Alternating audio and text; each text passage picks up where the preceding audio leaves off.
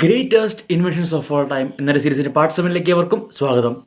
ഇന്ന് നമ്മൾ നോക്കാൻ പോകുന്നത് ബോ ആൻഡ് ആരോ അല്ലെങ്കിൽ അമ്പും വില്ലും.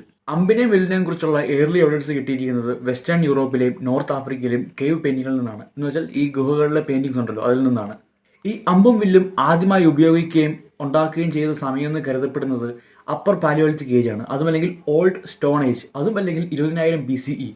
ഒരുപക്ഷെ അക്കാലത്തെ മനുഷ്യർ തങ്ങളുടെ കയ്യിലുള്ള കമ്പും വടിയും കല്ലും കൊണ്ടൊക്കെ എറിഞ്ഞും തല്ലിയും മൃഗങ്ങളെ കൊന്ന് വേട്ടയാടുന്നതിനേക്കാൾ എളുപ്പം ദൂരെയുള്ള മൃഗങ്ങളെ ദൂരെ നിന്ന് തന്നെ വേട്ടയാടുന്ന ഒരു സിസ്റ്റം കൊണ്ടുവരിക എന്നുള്ള തോട്ടായിരിക്കണം ചിലപ്പോൾ അവരെ അമ്പും വില്ലും ഉണ്ടാക്കാൻ പ്രേരിപ്പിച്ചത്.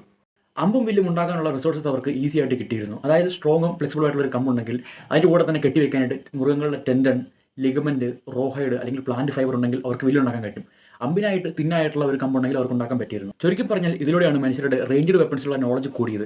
ഇന്ന് നമ്മൾ കാണുന്ന ക്രോസ് ബോ അല്ലെങ്കിൽ മോഡേൺ ബോ ആൻഡ് ആരോ, തോക്കുകളെ പോലത്തെ റേഞ്ച്ഡ് വെപ്പൺസ് ഉണ്ടാക്കാൻ തുടങ്ങിയത്.